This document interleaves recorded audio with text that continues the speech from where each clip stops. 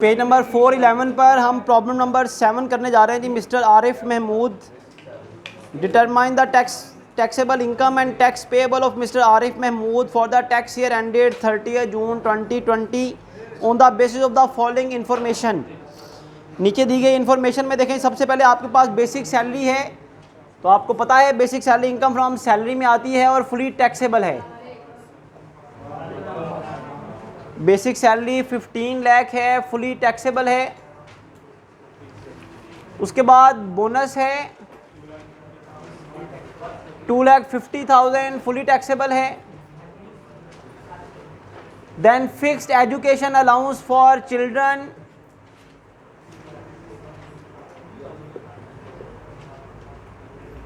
Fully taxable allowance है 1 lakh. Incentive award, company की तरफ से आपको इंसेंटिव अवार्ड मिला है, फुली टैक्सेबल है।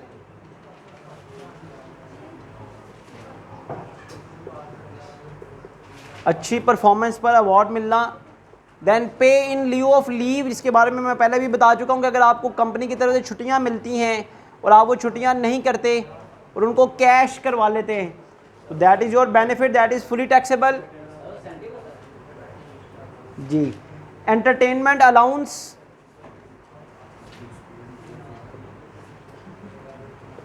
एंटरटेनमेंट अलाउंस के बारे में आपने पढ़ा है, ये फुली टैक्सेबल है 80,000। उसके बाद डोनेशन टू बैतुल माल, जब मैं आपको फॉर्मेट बता रहा था तो फॉर्मेट में मैंने बताया था इन चीज़ों की कोई ट्रीटमेंट नहीं है, डोनेशन टू बैतुल माल की कोई ट्रीटमेंट नहीं है। उसके बाद interest free loan taken from friend through cross cheque, loan ले लेना किसी फ्रेंड से, ये इनकम फ्रॉम अदर सोर्सेज में लिखे जाते हैं, इनको भी मार्क कर लें।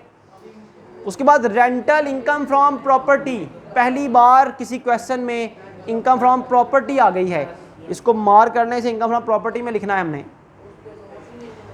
उसके बाद है adjustable advance rent receive from tenant, ये भी इनकम फ्रॉम प्रॉपर्टी की आइटम है, वहां जाके मैं बताऊंगा, इसको मार्क कर ले। प्रॉफिट ऑन सेल ऑफ मुदारबा सर्टिफिकेट्स, ये कैपिटल गेन की आइटम है।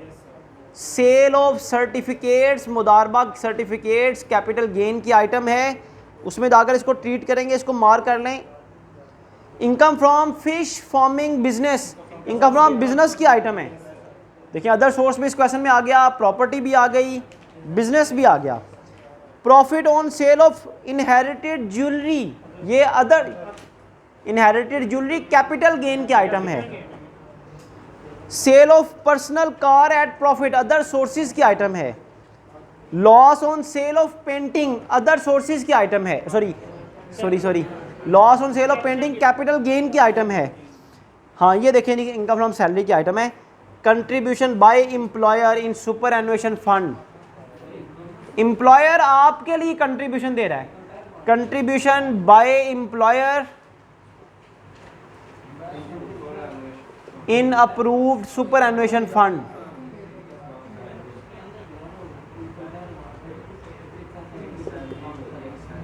That is fully exempt. Company आपके लिए सुपर एनुएशन फंड के लिए कंट्रीब्यूशन दे रही है, ये बेनिफिट तो है लेकिन ये फुली एग्जेम्प्ट है। बेटा प्रोफेशनल बुक्स परचेज की कोई ट्रीटमेंट नहीं है। Compensation on delayed refund, tax department ने आपको रिफंड देने में डिले कर दी है और उसके बदले में फिर आपको कंपेंसेशन दी मिल रही है, that is income from other source और ये फुली टैक्सेबल है, इसको भी मार्क कर लें। फिर insurance money receive on maturity of policy, insurance की रकम का मिलना, ये भी इनकम फ्रॉम अदर सोर्स की इनकम है और फुली एग्जेम्प्ट है, इसको भी मार्क कर लें। Amount receive from workers profit participation fund, ये इनकम फ्रॉम सैलरी की आइटम है लेकिन फुली एग्जेम्प्ट है। अमाउंट रिसीव्ड हो रही है जी वर्कर्स प्रॉफिट पार्टिसिपेशन फंड से, तो ये फुली एग्जेम्प्ट है 1,70,000।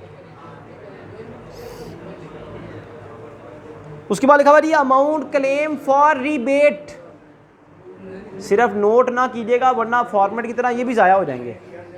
क्वेश्चन पे ध्यान रखना है, साथ साथ मैं जिस आइटम को पढ़ रहा होता हूँ उसकी ट्रीटमेंट खुद भी सोचा करें क्या होगी, और मेरे इस कहने से पहले बताने से पहले कोशिश किया करें कि फॉर्मेट के मुताबिक आपको याद हो जाए भाई इसकी क्या ट्रीटमेंट है। अगर लिखा हुआ है अमाउंट क्लेम फॉर रिबेट, रायत के लिए उसने दो चीज़ें मांगी हैं, एक contribution to the approve pension fund, बिल्कुल इस पर एवरेज रिलीफ मिलेगी। लीगल एक्सपेंडिचर पर कोई एवरेज रिलीफ नहीं है, तो सिर्फ एक चीज़ पर रिबेट मिलनी है, एवरेज रिलीफ मिलनी है, ये जो उसने कंट्रीब्यूशन दिया है अप्रूव पेंशन फंड के लिए। क्वेश्चन अभी खत्म नहीं हुआ, नोट्स दिए हुए हैं, नोट्स क्वेश्चन का हिस्सा है, एंड तक पढ़ना है क्वेश्चन आपने। लिखा हुआ he is provided Shafar driven car of 2000 CC, गाड़ी जिस मर्जी कंपनी की हो, जितनी मर्जी इंजन कैपेसिटी की हो, इससे ट्रीटमेंट पे कोई फ़र्क नहीं पड़ता। कहता उसको कार दी गई है पार्टली फॉर प्राइवेट यूज़, मतलब दोनों पर्पज़ के लिए। कन्वेंस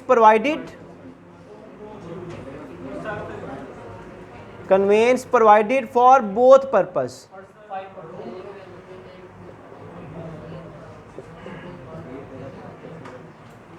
बेटा कन्वेंस आप दोनों पर्पज़ के लिए मिली है, तो कन्वेंस की वैल्यू का 5% आपने लेना है। 13 लाख की कार है, उसका 5% ले लें, कितना आता है 65,000, क्योंकि ये both purpose, partly for private है तो ये बोथ पर्पज़ हो गया जी। उसके बाद लिखा हुआ है he is provided with rent free unfurnished accommodation. Rent free, अगर मकान की सहूलत मिले तो क्या करना है, उसे मकान की सहूलत मिले तो क्या करना है, मिनिमम टाइम स्केल का 45% या 30% लेना है। इस क्वेश्चन में मिनिमम टाइम स्केल नहीं है, मिनिमम टाइम स्केल ना हो तो बेसिक सैलरी का, बेसिक सैलरी कितनी है 15 लाख, इसका 45% लेंगे, जितनी अमाउंट आएगी वो टैक्सेबल हो जाएगी। थोड़ा सा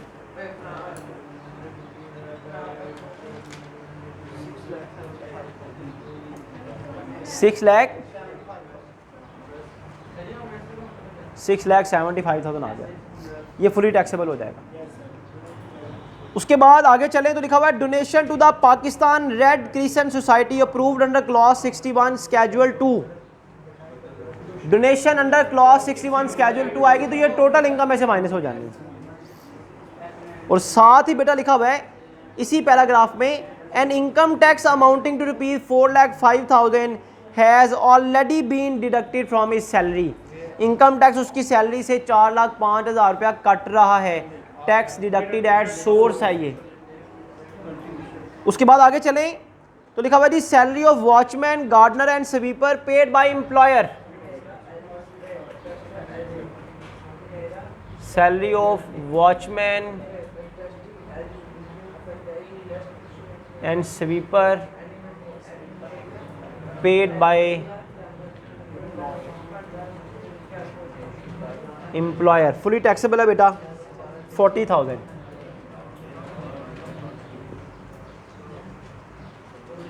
उसके बाद लिखा हुआ है जी शेयर फ्रॉम एओपी, इसको भी मार्क कर लें। Pension receive from ex employer, pension from ex employer fully exempt है। एक पेंशन मिले तो फुली एग्जैम्प्ट है। तो यहां तक हमने सारा क्वेश्चन पढ़ लिया, इनकम फ्रॉम सैलरी का पोर्शन कंप्लीट हो गया। तो यहां तक आपने टोटल करना है, that is called total salary income. पूरा क्वेश्चन इसी तरह पढ़ना है, साथ साथ सैलरी के आइटम लिखते जानी है। ये नहीं कि पहले आपने बिल्कुल क्वेश्चन पढ़ा फिर दोबारा से करना शुरू किया, हर चीज़ को करने का अपना तरीका है। टैक्स का न्यूमेरिकल जब आपने करना है पूरा क्वेश्चन साथ साथ पढ़ते जाएं, इनकम फ्रॉम सैलरी के आइटम साथ साथ लिखते जाएं, जो इनकम फ्रॉम सैलरी की ना उसको मार्क जरूर करते जाएं साथ साथ। तो यहां तक आपके पास टोटल सैलरी इनकम कितनी आएगी जी 29,75,000 टोटल सैलरी इनकम आ गई बेटा। सैलरी इनकम के बाद नेक्स्ट हेडिंग आपने देनी है income from property.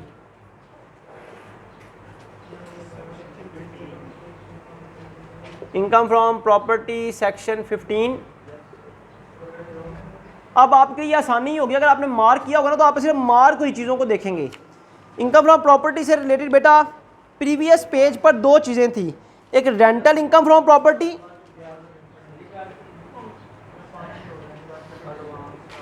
Rental income from property 3 lakh.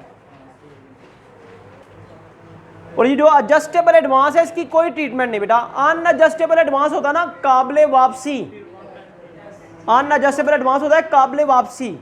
जो एडवांस आप टेनेंट से लेते हैं किरायादार से और आपने किराए का जो मुआहिदा खत्म होने के बाद वापस करना होता है।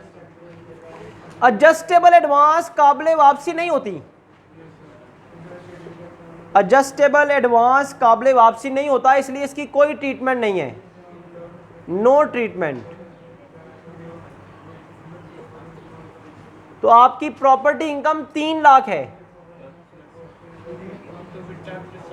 इसके साथ क्या लिखना है? To be taxed separately. Property income के टैक्स रेट डिफरेंट हैं, तो इस पर सेपरेटली टैक्स लगाना है। इसे यहां पर आउटर कॉलम में नहीं लिखना। 3 लाख की प्रॉपर्टी इनकम के बारे में याद रखना है कि ये सेपरेटली टैक्सेबल है। इस पर सेपरेट ब्लॉक में जाकर स्टेप नंबर 7 में जाकर टैक्स लगाना है एवरेज रिलीफ के बाद। इसको हमने मार्क कर लिया जी। आगे चलते हैं। प्रॉपर्टी के बाद अगली बारी जी इनकम फ्रॉम बिजनेस की।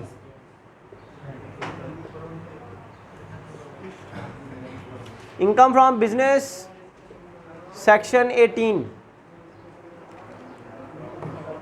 थोड़ा सा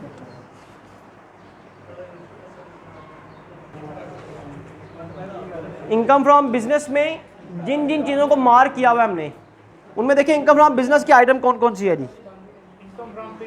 income from fish farming business, income from fish farming business है, फुली टैक्सेबल है 7 लाख, आउटर कॉलम में लिख दें। इसके अलावा और कोई इनकम फ्रॉम बिजनेस नहीं है जी। सबको एक दफ़ा देख लें जिनको आपने मार्क किया हुआ है, इसके अलावा कोई इनकम फ्रॉम बिजनेस नहीं है। इनकम फ्रॉम बिजनेस के बाद नेक्स्ट हेडिंग है जी capital gains.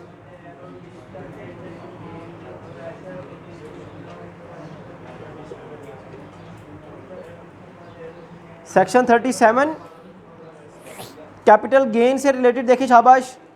Profit on sale of मुदारबा certificates, holding period less than 12 month.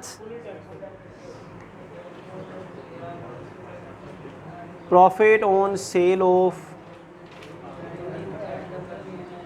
मुदारबा certificates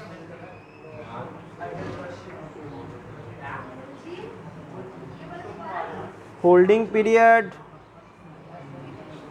less than 12 month. बेटा ये जो मुदारबा सर्टिफिकेट्स है ना, ये gain on sale of securities में आते हैं। इनका होल्डिंग पीरियड अगर 12 महीने से कम हो तो इन पर 15% टैक्स होता है सेपरेट ब्लॉक ऑफ इनकम में जाकर। तो इसके साथ लिखना है टैक्स सेपरेटली। क्या लिखना है? Tax separately under separate block of income. यहां पर इस पर टैक्स नहीं लगेगा। Taxed at the rate of 15% under separate block of income. इस पर टैक्स 15% है, लेकिन सेपरेट ब्लॉक में जाकर यहां पर बाकी इनकम के साथ नहीं है। उसके बाद profit on sale of inherited jewellery,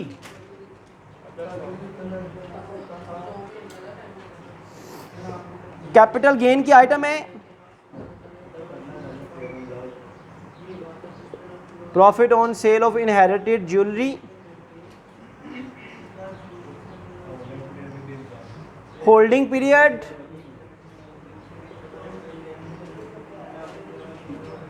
with in 12 month. ये फुली टैक्सेबल है। इनहेरिटेड ज्वेलरी हो, प्राइवेट कंपनी के शेयर्स हों, painting and clip sculptures, bonus shares हों, जितनी भी प्रॉफिट है इनहेरिटेड ज्वेलरी की, holding period less than 12 month है, तो ये फुली टैक्सेबल होगी यहां पर ही 3,50,000। उसके बाद loss on sale of painting की कोई ट्रीटमेंट नहीं है। ये मैंने नोट में लिखवाया था फॉर्मेट में। Loss on sale of painting no treatment, इसके बदले में कोई राहत नहीं मिलेगी।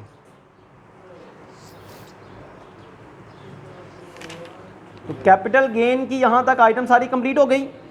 अब आने लिए हेडिंग दें income from other sources.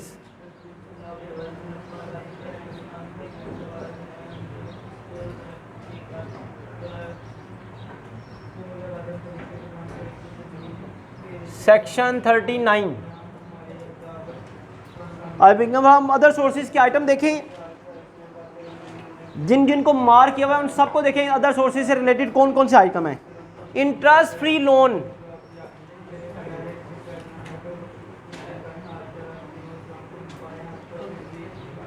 Taken from friend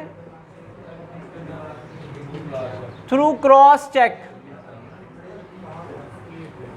अब क्योंकि क्रॉस चेक है इस वजह से एग्जाम्प्ट होंगी। अगर ये कैश में लोन लिया जाता तो फुली टैक्सेबल हो जाना था। तरतीब से देखते जाए शाबाश। Sale of personal car at profit fully exempt है।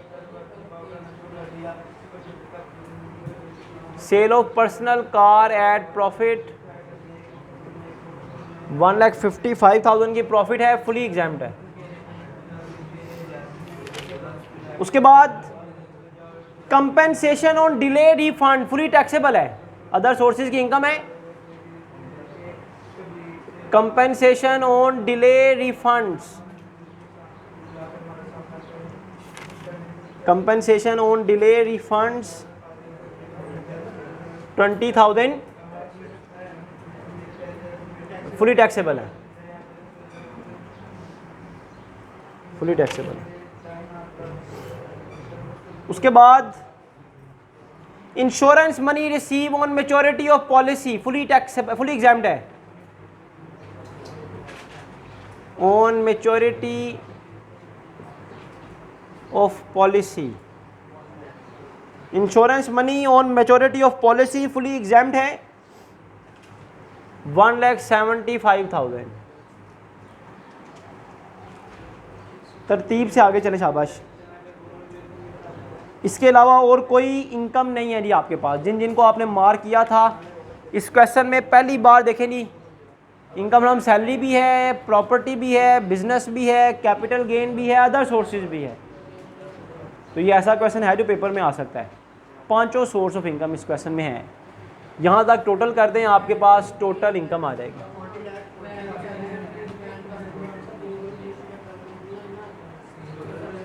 कितनी आ गई टोटल इनकम? 40,45,000, 40,45,000 आपके पास टोटल इनकम आ गई। टोटल इनकम में से 5 चीज़ें माइनस होती हैं: ज़कात, worker welfare fund, profit on debt, markup on housing finance, children education fees, donation under clause 61 schedule 2। इस क्वेश्चन में सिर्फ एक ही आइटम है, वो जो donation to Pakistan red crescent society है ना, वो क्लॉज 61 स्केड्यूल 2 की है। Donation to Pakistan red crescent society, clause 61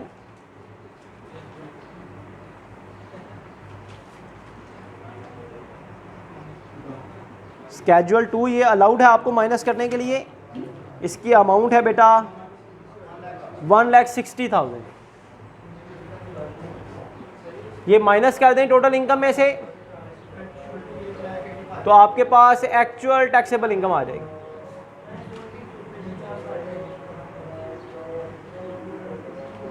कितनी आएगी जी एक्चुअल टैक्सेबल इनकम? 38,85,000। ये आपके पास एक्चुअल टैक्सेबल इनकम आ गई। अब एक्चुअल टैक्सेबल इनकम में ऐड होता है जी शेयर फ्रॉम एओपी। इस क्वेश्चन में शेयर फ्रॉम एओपी भी है। देखिए शाबाश कितनी है, स्टॉप। एक्चुअल टैक्सेबल इनकम में आपने ऐड करना है जी share from AOP. Share from AOP है जी 75,000।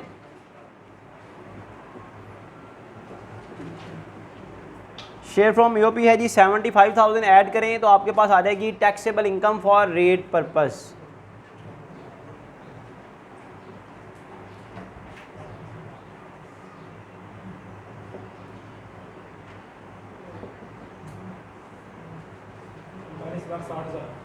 39,60,000 taxable income for rate purpose आ गई। जब रेट पर्पज़ वाली इनकम आएगी तो डबल लाइन लगा देनी है, क्योंकि अब कोई इनकम ऐड नहीं होगी।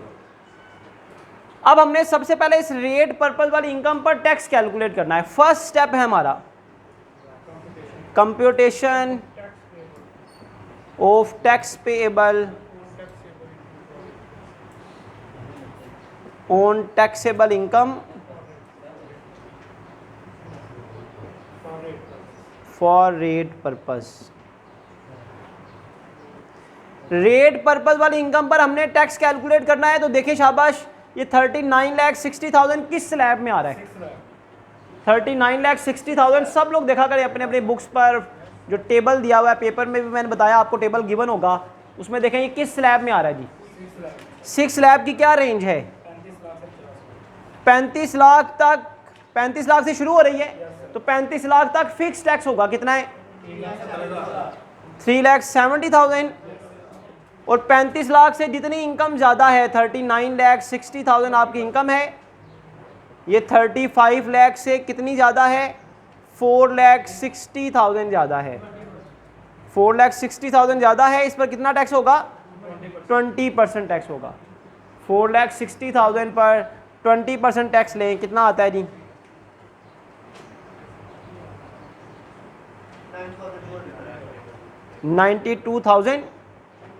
92,000 आ गया जी। तो रेट पर्पस वाला टैक्स कितना आ गया? रेट पर्पस वाला टैक्स कितना आ गया जी? दोनों को ऐड करें शाबाश। 4,62,000 रेट पर्पस वाला टैक्स आ गया। अब आपने निकालना है एक्चुअल टैक्स। क्या कैलकुलेट करना है? तो सेकंड स्टेप है जी computation of actual tax payable.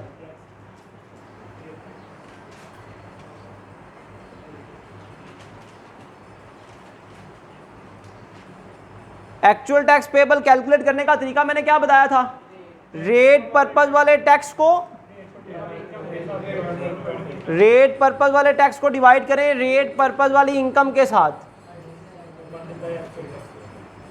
Rate purpose वाले टैक्स को डिवाइड करें रेट पर्पस वाली इनकम के साथ। 1 रुपए का टैक्स आ जाएगा। हमने एक्चुअल टैक्स निकालना है ना, तो एक्चुअल टैक्सेबल इनकम से मल्टीप्लाई कर दें। 38,85,000 this is actual tax payable.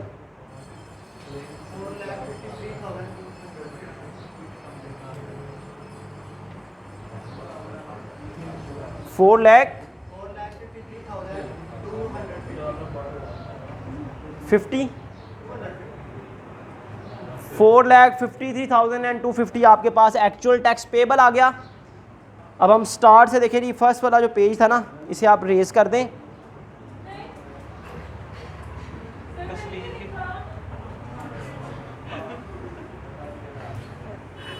उसका करते हैं भी इंतजाम। यहाँ देखिए शाबाश। एक्चुअल टैक्स पेएबल आने के बाद, एक्चुअल टैक्स पेएबल आने के बाद क्या करना है जी आपने? नेक्स्ट स्टेप देखें जी शाबाश। एक्चुअल टैक्स पेएबल आने के बाद थर्ड स्टेप कौन सा बेटा? एक्चुअल टैक्स पेएबल के बाद थर्ड स्टेप देखें जी कौन सा है?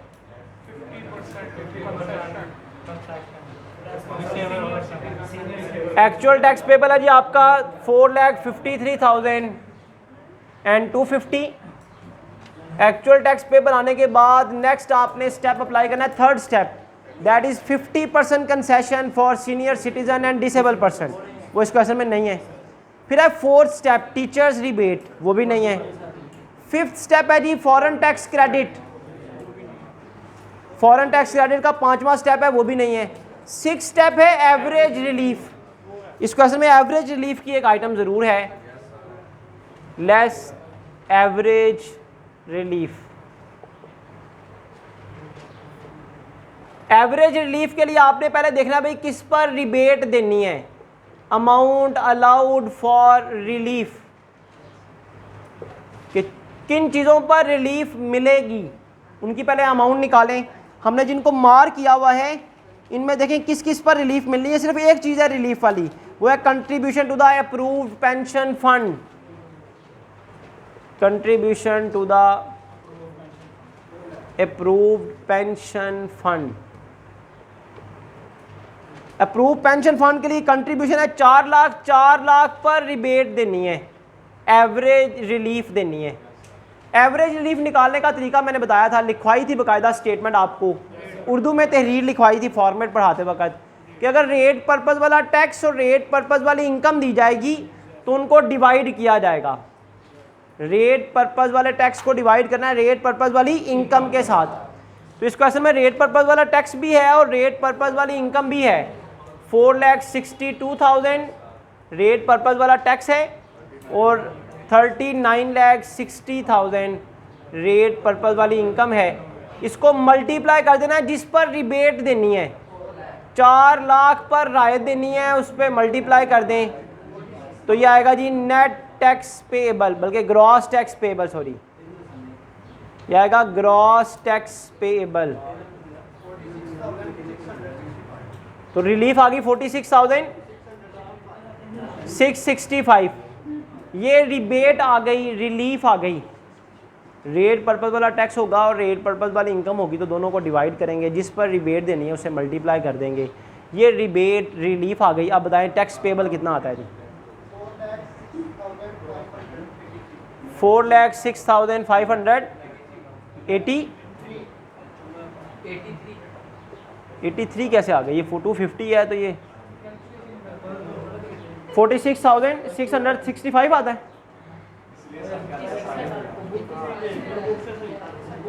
46,667 आएगा ना, फिर ये 67 आता होगा ना, तो फिर ये 83 आ जाता है। ग्रॉस टैक्स पेबल आ गया। ये था 6 स्टेप एवरेज रिलीफ का। उसके बाद 7 स्टेप है add tax on separate block. Add tax on separate block, separate block of income. Separate block of income भी इस क्वेश्चन में है।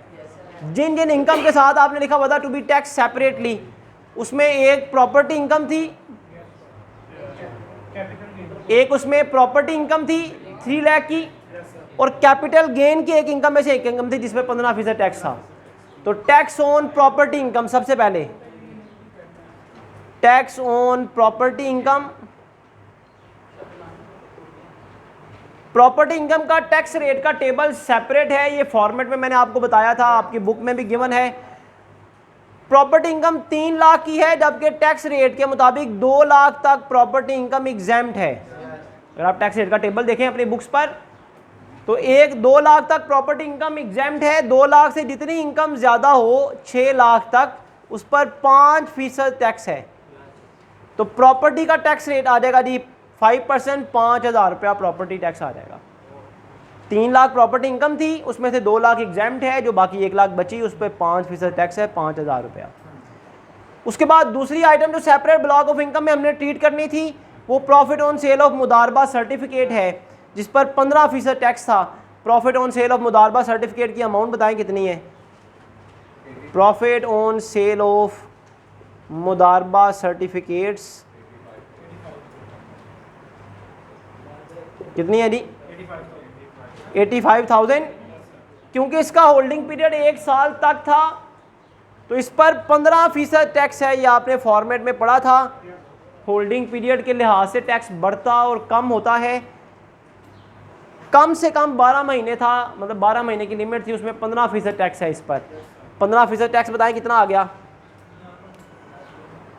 85,000 पर 15% दें, शाबाश,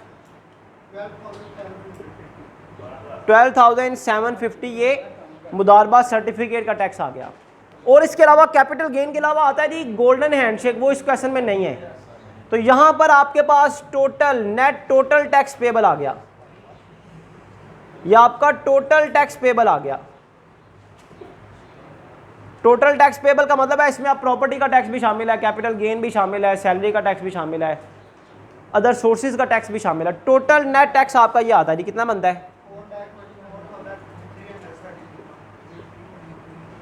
ये आपका नेट टोटल टैक्स पेबल आ गया। ये 7 स्टेप था। आखिरी स्टेप, स्टेप नंबर 8 है tax deducted at source less tax deducted at source. आखिरी स्टेप था टैक्स डिडक्टेड एट सोर्स।